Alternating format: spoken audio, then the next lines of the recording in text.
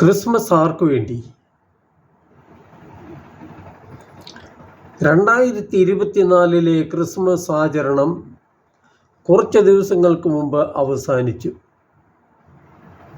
പക്ഷേ ക്രിസ്മസ് ഒരു ദിവസത്തെ ആചാരമോ ആഘോഷമോ മാത്രമല്ല, എന്നും ഉണ്ടാകേണ്ട ഒരനുഭവമാണ്. ഈ അർത്ഥത്തിൽ നോക്കുമ്പോഴാണ് ക്രിസ്മസ് ആർക്ക് വേണ്ടി എന്ന ചോദ്യത്തിന് പ്രസക്തിയുള്ളത്. കുറച്ചുകൂടി വ്യക്തമായി പറഞ്ഞാൽ, ക്രിസ്തു ജനിച്ചതും പ്രവർത്തിച്ചതും പഠിപ്പിച്ചതും മരിച്ചതും ആർക്കു വേണ്ടിയായിരുന്നു? യഹൂദ വംശത്തിൽ പിറന്ന യേശു യഹൂദർക്ക് മാത്രം സ്വർഗത്തിലേക്കുള്ള വഴി കാണിച്ചു കൊടുക്കാനായിരുന്നോ യഹൂദരുടെ യൂദയായിലെ ബേത്ലഹേമിൽ പിറന്നത്? നല്ലവരായ യഹൂദജനം നൂറ്റാണ്ടുകളായി പ്രതീക്ഷിച്ചിരുന്നത് തങ്ങളെ രക്ഷിക്കാൻ ഒരു രക്ഷകൻ വരുമെന്നായിരുന്നു. പക്ഷേ യേശുവിൻ്റെ ജനനം അറിയിച്ചുകൊണ്ട് മാലാഖ സ്വർഗത്തിൽ നിന്ന് കൊണ്ടുവന്ന സന്ദേശം വേറിട്ടായിരുന്നു. ഇതാ സകല ജനത്തിനും വേണ്ടിയുള്ള വലിയ സന്തോഷത്തിൻ്റെ സദ്വാർത്ത ഞാൻ നിങ്ങളെ അറിയിക്കുന്നു. അതെ, സകല ജനത്തിനും വേണ്ടിയുള്ള സദ്വാർത്തയാണ് യേശുവിൻ്റെ ജനനം. ദൈവം തൻ്റെ രക്ഷാകര പദ്ധതി പൂർത്തിയാക്കുന്നതിന് വേണ്ടി ചരിത്രത്തിൻ്റെ ഒരു ധന്യമുഹൂർത്തത്തിൽ യഹൂദ ജനതയെ തെരഞ്ഞെടുത്ത് സ്വന്തമാക്കുകയും നിയമവും പ്രവാചകന്മാരും വഴി അവരെ പ്രത്യേകമായി തയ്യാറാക്കുകയും ചെയ്തു എന്നത് ശരി. ഈ തെരഞ്ഞെടുപ്പും സ്വന്തമാക്കലും അവരുടെ എന്തെങ്കിലും യോഗ്യത കൊണ്ടല്ലായിരുന്നു. രക്ഷകന് പിറക്കാൻ ഒരു കുടുംബവും ഒരു വംശവും ആവശ്യമായിരുന്നു. ഇതിനു വേണ്ടി മാത്രമാണ് യഹൂദ വംശവുമായി ദൈവം ഒരു ഉടമ്പടി ഉണ്ടാക്കിയത്. രക്ഷ യഹൂദർക്ക് മാത്രം എന്ന ആശയം യഹൂദരുടേതായിരുന്നു, ദൈവത്തിൻ്റെതല്ല. രക്ഷ യഹൂദരിൽ ആരംഭിച്ച് ലോകം മുഴുവനും വ്യാപിക്കണമെന്നായിരുന്നു ദൈവിക പദ്ധതി. ഇതാണ് ആദ്യത്തെ ക്രിസ്മസ് രാത്രിയിൽ മാലാഖയുടെ സന്ദേശത്തിലൂടെ ദൈവം വെളിപ്പെടുത്തിയത്. ഇത് തന്നെയാണ് പുനരുത്ഥാനത്തിന് ശേഷം യേശു തൻ്റെ ശിഷ്യരെ അപ്പസ്തോലന്മാരായി നിയോഗിച്ചുകൊണ്ട് പറഞ്ഞത്: നിങ്ങൾ ലോകമെങ്ങും പോയി ഞാൻ നിങ്ങളോട് കൽപ്പിച്ചവയെല്ലാം അനുസരിക്കാൻ ജനങ്ങളെ പഠിപ്പിക്കുവിൻ. ക്രിസ്തു രഹസ്യം, യേശു ക്രിസ്തുവിലൂടെയുള്ള ദൈവത്തിൻ്റെ രക്ഷണീയ കർമ്മം യഹൂദർക്ക് വേണ്ടി മാത്രമുള്ള ഒന്നായിരുന്നില്ല, സമസ്ത ലോകത്തിനു വേണ്ടിയുള്ളതായിരുന്നു എന്നുള്ള ദൈവിക പദ്ധതി ഉൾക്കൊള്ളാൻ ആദ്യകാല യഹൂദ ക്രൈസ്തവർക്ക് പോലും പ്രയാസമായിരുന്നു.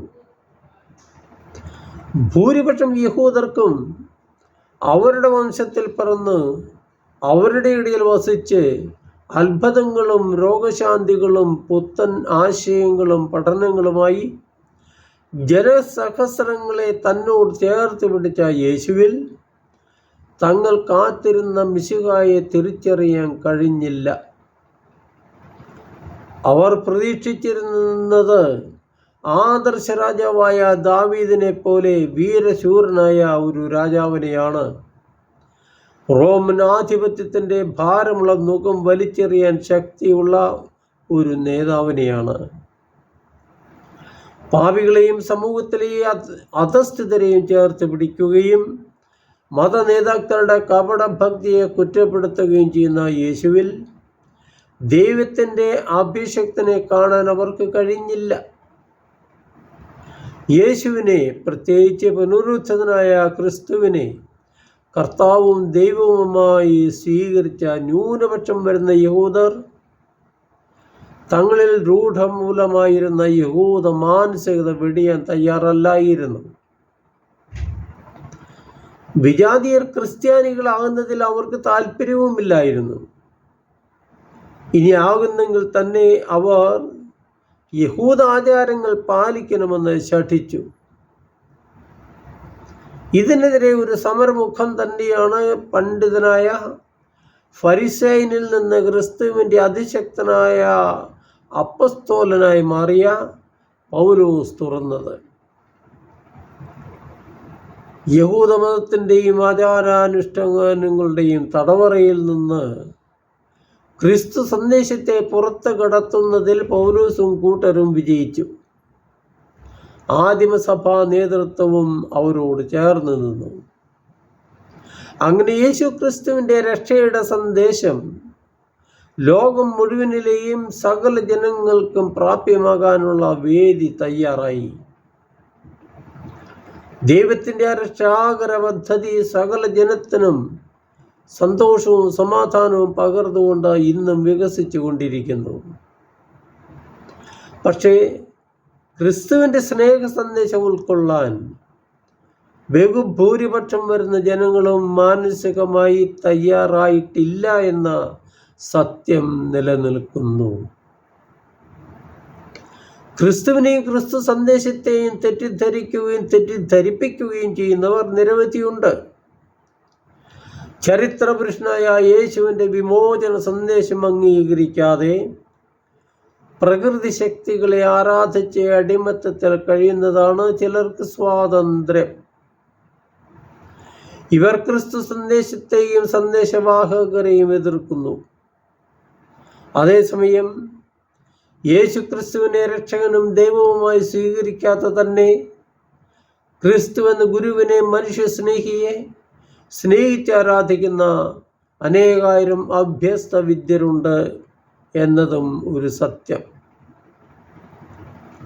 അതുപോലെ തന്നെ സംഭവിക്കാവുന്ന സാമൂഹിക പ്രശ്നങ്ങളെ ഭയന്ന് ക്രിസ്ത്യാനിയാകാതെ യേശുവിനെ ദൈവമായി അംഗീകരിക്കുകയും യേശുവിനോട് പ്രാർത്ഥിക്കുകയും ചെയ്യുന്ന ആയിരക്കണക്കിന് ആളുകൾ നമുക്ക് ചുറ്റുമുണ്ട്.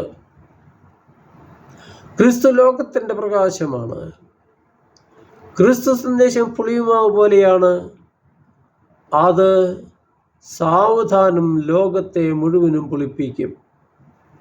ക്രിസ്തുവിൻ്റെ പ്രകാശം ലോകത്തിലെ തിന്മയുടെ അന്ധകാരത്തെ മാറ്റിക്കളഞ്ഞ് മനുഷ്യ ഹൃദയങ്ങളിൽ സ്നേഹത്തിൻ്റെ പ്രകാശം പരത്തും. അങ്ങനെ സകല മനുഷ്യരും ക്രിസ്മസിൻ്റെ സന്ദേശം, സമാധാനത്തിൻ്റെയും പ്രത്യാശയുടെയും സന്ദേശം സസന്തോഷം സ്വീകരിക്കാൻ സന്നദ്ധരാകും.